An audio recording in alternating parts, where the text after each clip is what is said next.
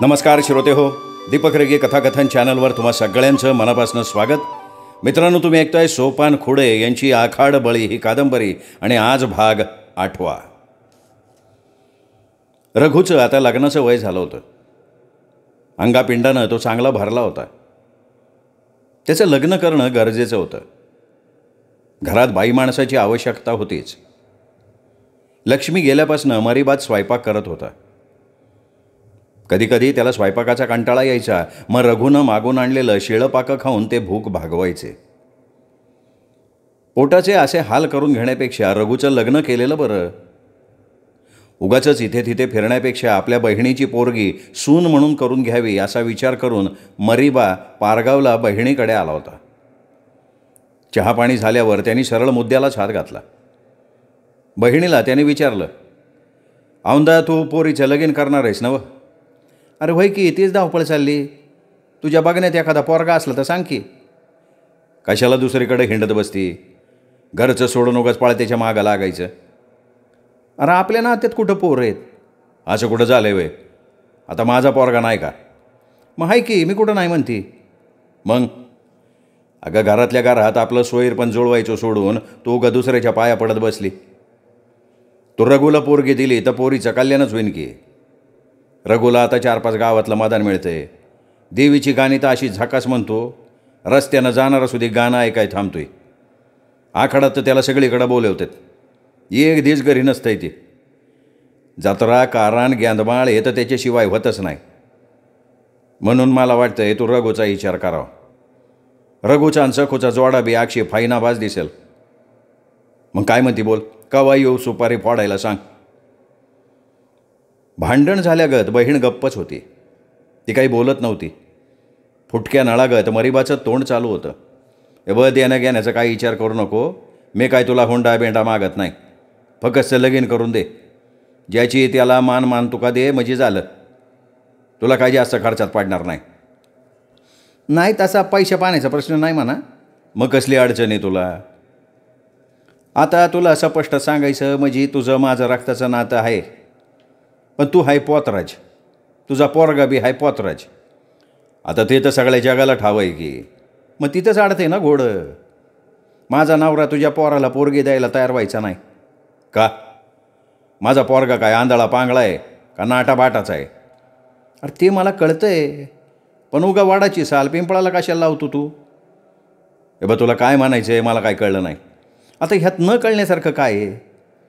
तू पोतराज आहे म्हणजे आमच्यापेक्षा तुझा दर्जा खालचा आहे नाही का? खरं तर तू आपली पायरी वळकून बोलायला पाहिजे होतं माझ्याशी. अगे तू काय बोलते? तुला तरी कळतंय का? मरीबा बहिणीवर डाफरला. अरे खरं ते बोलते मी. उगा रागाव न ग. तू आपलं तुझ्या तोला मोलाची एखाद्या पोतराजाची पोरगी बघ. हां, भाजी चिरल्यागत बहिणीचे शब्द काळीत चिरत गेले. अचानक डोक्यावर घणाचे घाव बसल्यागत तो सटपटला. वर्मी घाव बसल्यागत तो घायाळ झाला. पुढच्या क्षणी सगळं बळ एकवटून तो उठून उभा राहिला. फटाके फुटावे तसा तो तावातावानं बहिणीला बोलू लागला. असं जर तुझं म्हणणं असेल ना तर आजपासून तुझं आणि माझं नातं संपलं. तू मेली तरी तुझ्या दारात येणार नाही आणि मी मेलो तर तू माझ्या दारात येऊ नको. तू बहीण नाही, विषारी नागिन आहे, नागिन.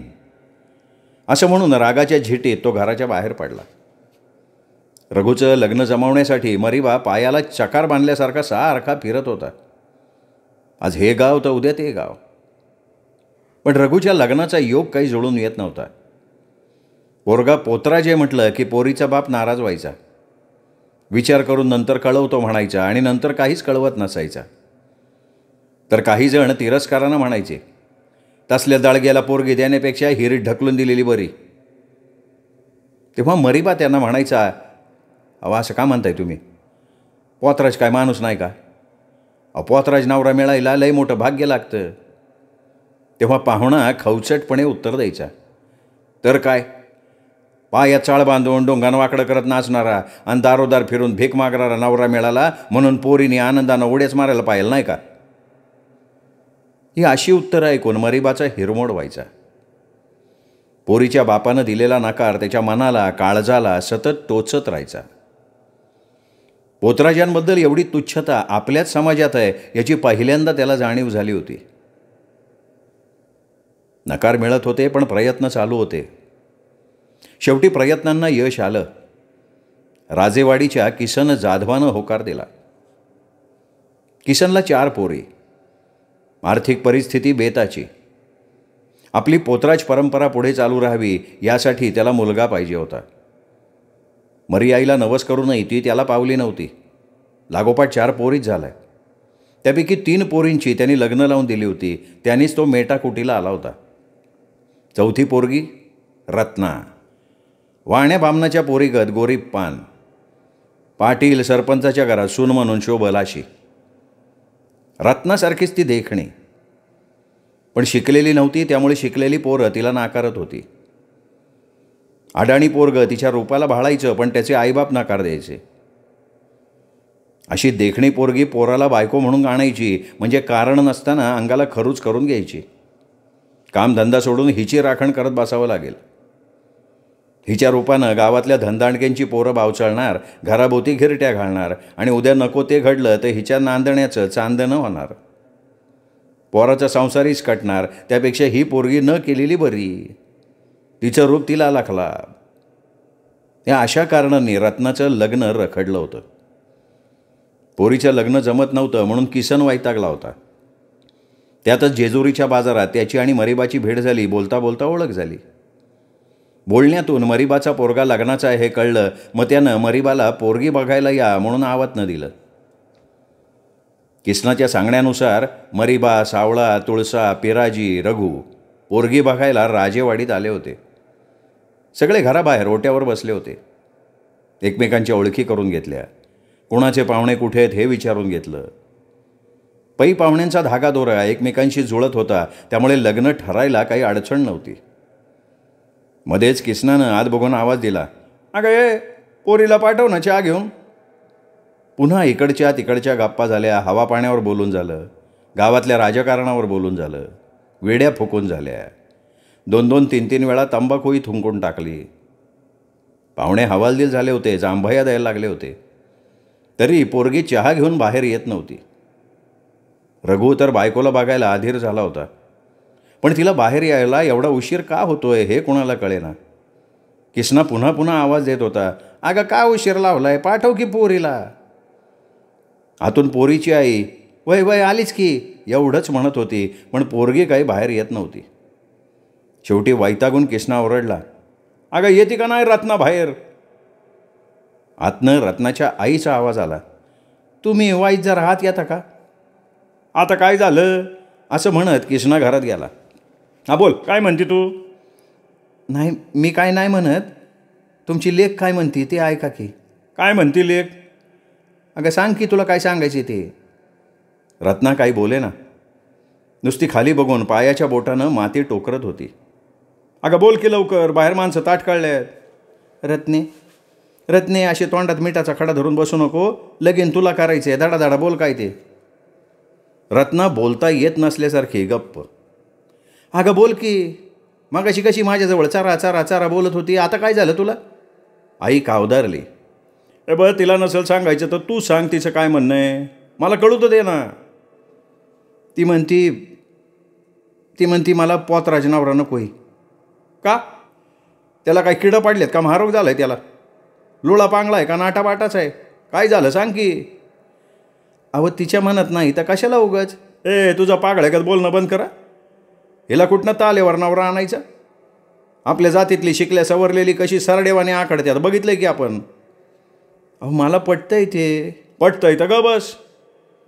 आणि रत्नाकडे बघून तो गरजला, चल चहा घेऊन चल. तुला पोतराज नवरा करून देतोय म्हणजे काय तुला फासाव चढवतोय काय मी. अगं तुला बाप चालतोय पोतराज आणि नवरा चालत नाही वे पोतराज. अगं आपल्या घरात पुढं पोतराज की चालवायला कोणी नाही. आता तुझ्या हातनं देवीची पूजा वाहणार आहे म्हणून तर तुला पोतराज नवरा मिळतोय. ध्यानात घे, हे समद मरी मातेनं घडवून आणलेलं आहे. उगा नाकार देऊ नग. आईचा कोप होईल मग जलमभर नवरा भेटायचा नाही. काय बघते अशी, चल उचल चहाचं कप, चल उचल म्हणतो ना. बापाचा अवतार बघून रत्नानी कप उचलले. बापाच्या मागे बाहेर आली. आई उंबऱ्यात येऊन बसली.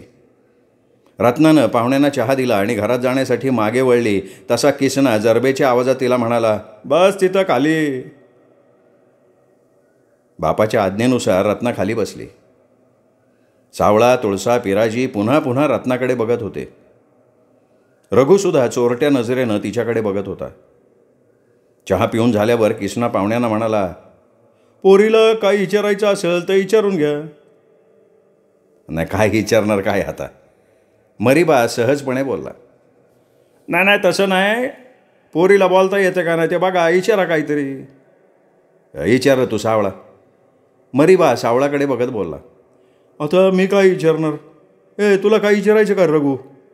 तसा रघु लाजून खाली बघायला लागला. मग सावळानंच विचारायचं म्हणून विचारलं, नाव काय तुझं? रत्ना. अगं समजा नाव. रत्ना किसन जाधव. स्वयंपाकातलं काय काय येतं तुला? समजा येतं तिला. रत्नाऐवजी तिच्या आईने उत्तर दिलं. अहो, तिच्या हातचं वैलाड्याचं बरबाट खाऊन बघा एकदा. ग पाय, उगं काहीतरी सांगू नका. लटक्या रागानं रत्ना आईकडे बघत हळू आवाजात कुजबुजली. अगं स्वयंपाक चांगला येतो म्हणल्यावर आम्हाला दुसरं काही विचारायचं नाही. मग जाऊ दे का तिला घरात? जाऊ दे. मरीबानं संमती दिली तशी रत्ना घरात निघून गेली. आहे का तुम्हाला पोरगे पसंत आहे आमची? आता पोरीला कोण ना पसंत करल? तुम्हालाच पोरगा पसंत आहे का नाही ते सांगा. मागावून सांगतो, विचार करून सांगतो, असलं गुळूगुळू करत बसायचं नाही. काय ते आत्ता स्पष्ट बोला आणि लगीन ठरवूनच टाका. पुन्हा येणं जाणं आम्हाला नाही परवडणार. मग चालेल की, ठरवा की लगेच.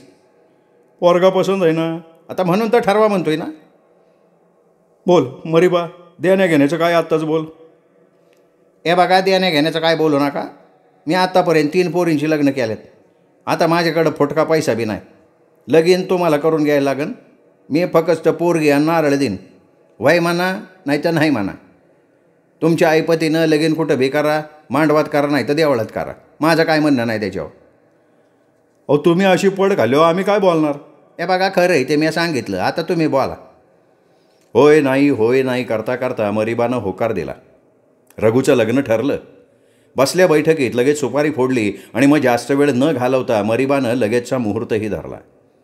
लग्नपत्रिका काढायच्या भानगडीत तो पाडलाच नाही. उगाच कोणीतरी लग्नात विघ्न आणायला नको म्हणून मरीआईच्या देवळात लग्न लावलं आणि मरीबा रघुच्या लग्नातनं एकदाचा मोकळा झाला.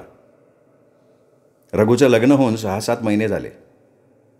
रत्ना आता संसारात चांगलीच रमली होती, रुळली होती. केरसुण्या बांधण्यात तर ती चांगली पटाईत होती.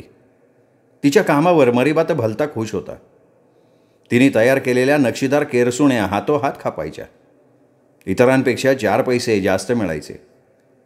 रत्नाचं वागणं बोलणं सगळ्यांना आवडायचं. ती जिथे जाईल तिथे चांदणं फुलायचं, पण ती सहसा कोणाच्या घरी कारण नसताना जात नसे. उगाचच कोणाच्या उखाळ्या पाखाळ्या काढून बोलत बसणं तिला आवडत नसायचं. घरकामातच तिचा उगवलेला दिवस मावळायचा. मांगवाडा ओलांडून ती गावात सुद्धा गेली नव्हती. आज मात्र केरसुणा घेऊन पाटलाच्या वाड्याकडे निघाली होती. केरसुण्या पाहिजेत म्हणून कालच पाटलाच्या गाड्यानं निरोप दिला होता. खरं तर केरसुण्या घेऊन पाटलाच्या वाड्यावरती जाणार नव्हती, पण काल यवतला गेलेला मरीबा अजून आला नव्हता म्हणून केरसुण्या घेऊन जायची वेळ तिच्यावर आली होती. पण पाटलाचा वाडा कुठं आहे हे तिला माहिती नव्हतं म्हणून तिने रघुला विचारलं, पाटलाचा वाडा कुठं आहे? कुठं म्हणजे गावात येतो? ते ठाव आहे की मला, पण तिथं जायचं कसं? कसं जायचं म्हणजे? जायचं पायानं चालत चालत. रघुनं हसत हसत उत्तर दिलं, मी पत्ता विचारती. अगं गावात गेल्यावर ना एखादा आंधळासुद्धा तुला पाटलाच्या वाड्यात नेऊन सोडन. आणि आंधळा भेटलाच नाही तर मग एखादा लांगडा भेटल, पांगळा भेटल, कुणीतरी भेटनच ना. गाव आहे म्हणजे गावात माणसं असणारच की. बरं आता नका लई बोलू, बघते मी कसं जायचं ते. असं म्हणत केरसुण्या घेऊन ती बाहेर पडली. चालत चालत ती पाराजवळ आली.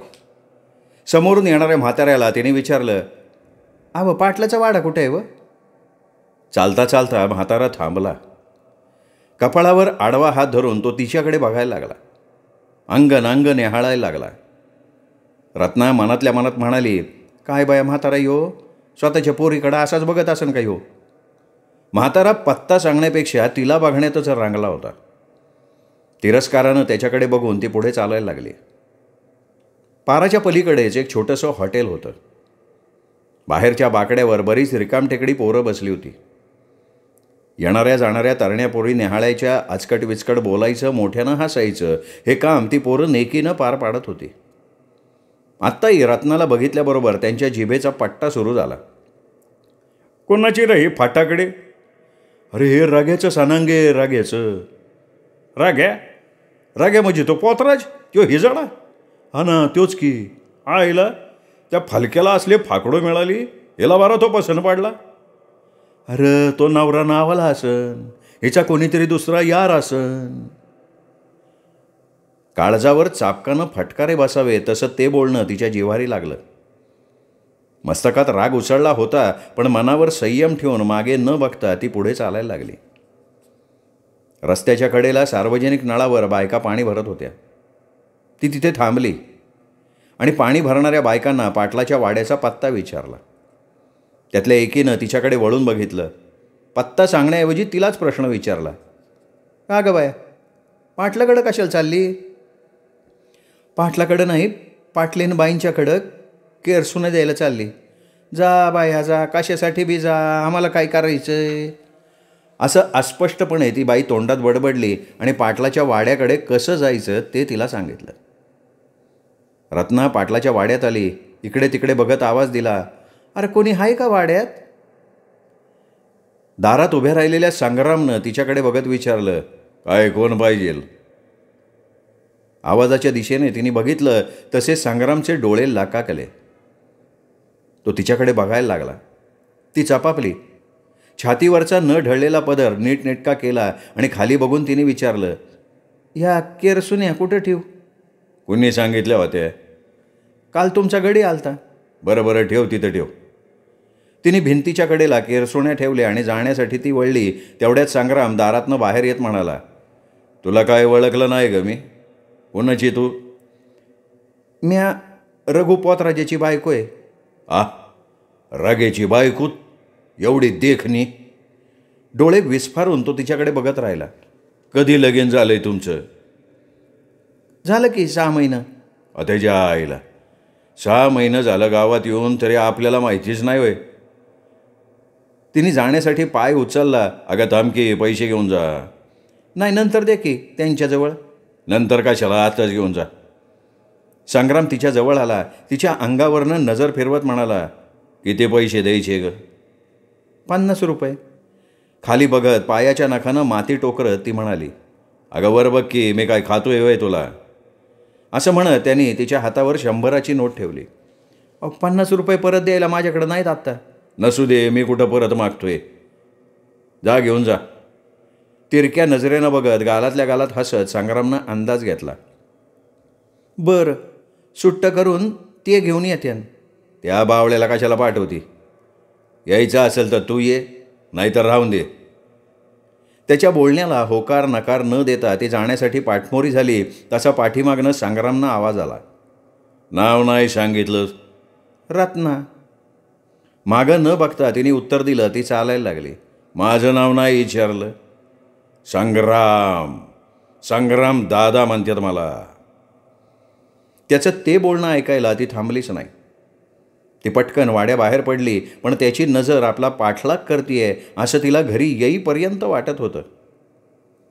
म्हणून ती साडीच्या पदरानं पुन्हा पुन्हा आपली पाठ झाकून घेत होती. ती घरी आली तेव्हा रघु नटून सजून बसला होता. डोळ्यात काजळ घातलं होतं. कपाळावर कुंकवाचा मळवट भरला होता. केसांचा बुचडा बांधला होता. कमरेला चोळखणाचं आभरण लावलं होतं. रत्नाला त्याच्याकडे बघवत नव्हतं. तिच्या डोळ्याला त्याचं हे रूप विद्रूप दिसत होतं. गड्यासारखा गडी पण बाईसारखा नटतोय, काय म्हणावं याला? तिला तिरस्कार वाटत होता त्याचा, पण नवरा आहे म्हणून गपगुमान सहन करत होती ती. तो आरशात आपलं रूप पुन्हा पुन्हा न्याहाळत होता. बराच वेळ त्याचं हे असंच चाललं होतं. शेवटी न राहून रत्ना त्याला म्हणाली. बा झालं की आता, किती आरशात बघायचं? चला बाजारला जायचं ना? तुझं उरक की. आता माझं काय उरकायचं आहे? जेवायचं नाही का तुला? आता कुठे जेवत बसू? राहू द्या, तुमच्याबरोबर मी बी उपास धरते. अगं आपल्याला चालत जायचं आहे. टाळगाव काही जवळ नाही. असू द्या, एक दिवस जेवले नाही म्हणून काय मरत नाही. मग चल, नग बोलण्यात वेळ घालवू. असं दोघांचं बोलणं चालू असताना पाटलाचा गडी हाका मारत आला. बाहेर बघत रघुनं आवाज दिला, काय रे सारावण्या, का वरडतोय? तसं डोक्यावरचं ओझं दारात आदळून सारावण्या म्हणाला, आता वरडू नका तर काय करू, मुलखाचं वजं झालंय मला. असं म्हणत पोतं ओढत त्यांनी घरात आणलं. काय रे पोत्यात? भुईमुगाच्या शेंगा आहेत, संग्रामदादानं दिल्यात तुला. एवढं अर्ध पोतं? अरे अजून देत होतं, मी म्हणलं मला वजं जायचं नाही. कुणी मागितल्या होत्या त्यांना शेंगा? रत्ना नाखुशीनं बोलली, बाई संग्रामदादा म्हणजे लय उदारमानाचा माणूस आहे. गोरगरीबावर लय लक्ष त्याचं, रघुला माहिती की. सरावण्या मालकाचा मोठेपणा सांगायला लागला. या बघा, आम्हाला या शेंगा बिंगा काय नको, वाटलं तर आम्ही विकत घेऊन खाऊ, फुकटचं उपकार नको आम्हाला, जा घेऊन त्या, चला. रत्ना थोड्याशा रागानं फणकारली तसं रघुनं तिला दाटवलं, हे गबस ग तू, आलेल्या लक्ष्मीला माघारी पाठवती वय. रघु पोतराजे म्हणून दिल्या त्यांनी, उगा कोणाला बी देत नाहीत ते. बघितलं का, पोतराजे असल्याचा असा फायदा होतोय. हा म्हणे फायदा होतो. रत्नानं नाकतोंड मुरडलं. चल बाजारात चल, तुला माझा वटच दाखवतो आज. त्यांचं बोलणं मध्येच तोडत सारावण्या म्हणाला, अनवैर राग्या, ही तर टिंगार माडून राजावानी बसतो, त्यापेक्षा मालकाच्या रानात येऊन वांगी मिरची घेऊन आला तर काय मरशील कर? अरे पण मला सवड कुठे आहे? मग तुला नसन सवड तर वहिनीला पाठव. तशी रत्ना धुसपुसत रघुला म्हणाली, बाजारला एरंडाचा गुऱ्हाळ, बाजारला कवा जायचं, बाजार उठले होय. ए सारावण्या उठ, जाऊ दे आम्हाला. अरे लिया काय एवढं शेंगाचं पोतं घेऊन आलो आहे, काय चहा बी विचारशील का नाही? तुम्हाला कोणी निरोप पाठवला होता का शेंगा घेऊन या म्हणून? हे बघा आता घेऊन आला, पुन्हा असलं काही घेऊन यायचं नाही. वहिनी असं बोलू नका, चालली गंगा तर घ्या की हात धुवून. तुमच्या जातीची माणसं घाम गळस्तवर कष्ट करतात, तरी त्यांच्या हातात वांड्याची गाठ नीट नाही पडत. तुम्हाला फुकट मिळते तर खाऊ ना होय. जाऊ दे सारावण्या, तिच्या बोलण्याकडे लक्ष नका देऊ. चल आम्हाला उशीर होतोय. म्हणजे चहा पाजणार नाहीच म्हण की? हे अगं जाऊ दे, कर एक कप चहा पटकन. मी नाही करणार, साखर नाही, बिन साखरेचं करू का? बरं राहू दे, चहाचं राहू दे रघु, निघतो मी आता. असं म्हणून सारावण्या पटकन घराच्या बाहेर पाडला. तो गेल्यावर रघु रत्नाला म्हणाला, का ग, काय अशी माणूस गाणेगत वागती? केला असता चहा तर काय बिघडला असतं वय? एवढं वजं घेऊन आला तो आपल्यासाठी. हे बघा, लोकांचं असलं काय फुकट घेऊ नका, मला ते पाठायचं नाही. अगं आपण काय मागायला जातो आहे का? ते होऊन देतात का नाही? आपण ते काय लय निर्मळ मनानं देतात का? तुझं आपलं काहीतरीच असते. अगं आपण नीट राहायचं असतं. असू द्या, चला आता. अगं मी पोतराजे म्हणून लोक देतात. पोतराजाला लोक किती मानतात तुला माहीत नाही. बोलण्याची बाडाई आणि कोंबडी संग लढाई, पोतराजाची फुशारकी मला नका सांगू. असं म्हणत तिने केरसुणीचं ओझं डोक्यावर घेतलं. रघुनं दाराला कुलूप लावलं. दोघेही टाळगावचा रस्ता चालायला लागले. रघु आणि रत्ना टाळगावला पोचले तेव्हा बाजार भरायला सुरुवात झाली होती. व्यापारी शेतकरी आपापल्या दुकानांची मांडामांडच करत होते.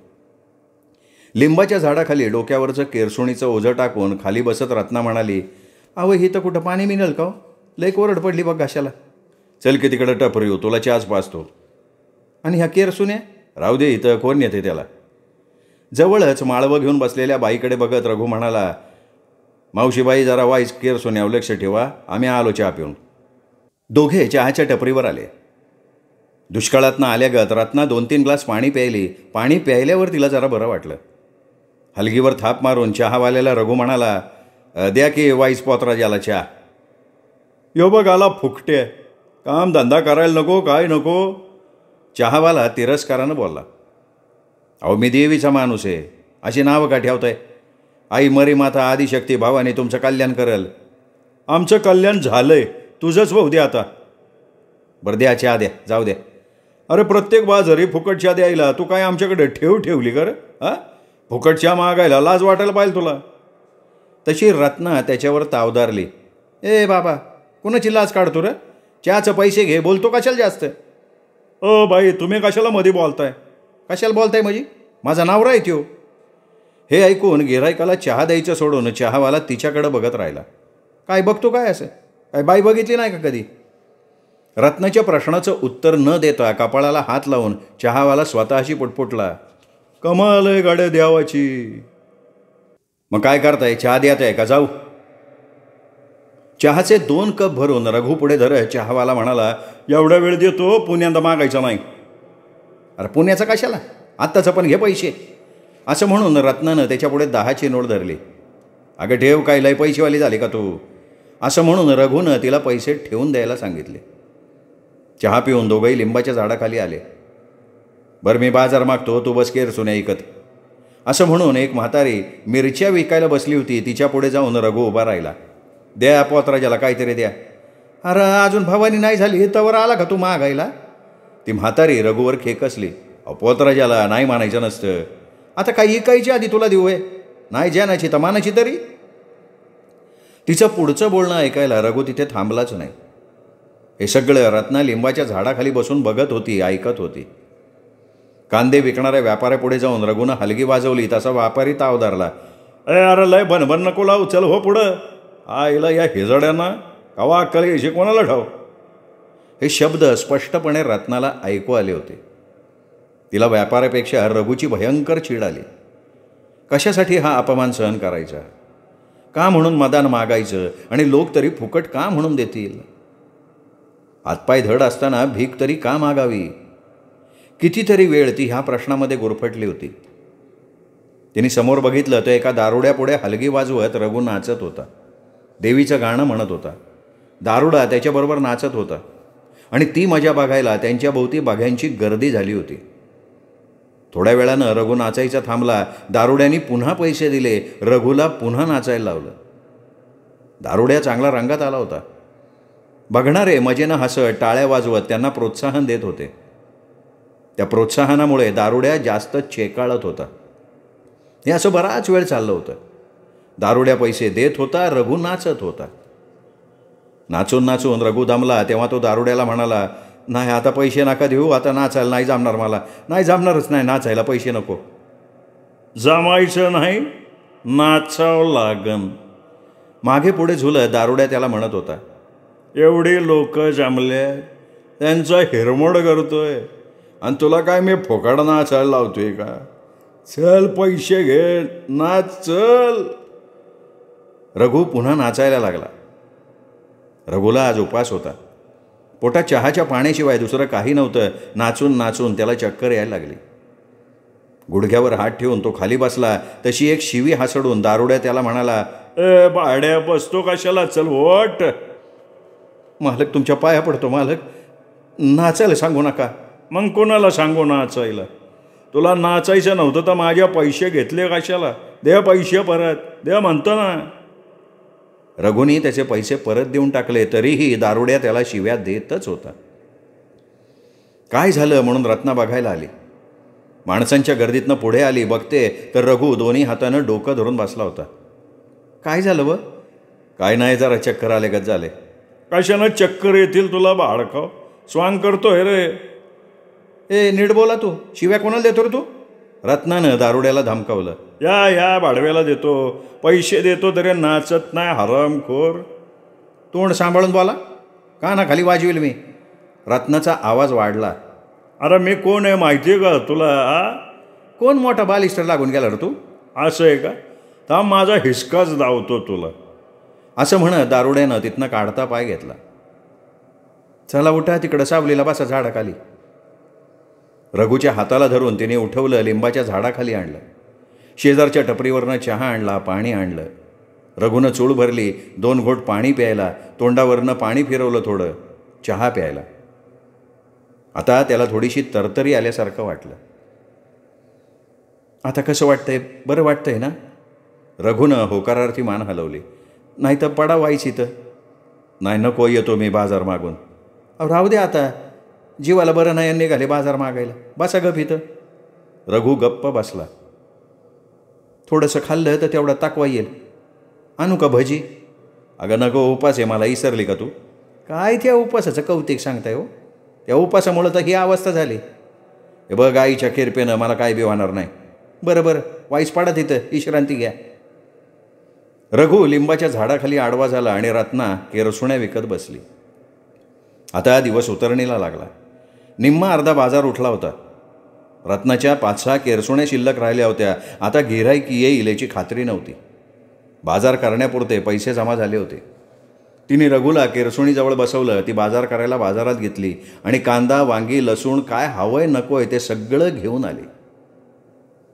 संध्याकाळी गावाकडे येणाऱ्या एसटीनं दोघंही घरी आले. घरी आल्यावर रत्नानं उरलेल्या किरसोण्या कोपऱ्यात टाकल्या, हातपाय तोंड धुतलं, शिणवटा कमी झाल्यासारखं वाटलं. मग 2 कप चहा केला. चहा प्यायल्यावर रघु दिवा लावायला मरी आईच्या देवळाकडे गेला आणि रत्ना स्वयंपाकाच्या तयारीला लागली. श्रोते हो, हा होता 8वा भाग. 9वा भाग उद्या. तोपर्यंत नमस्कार.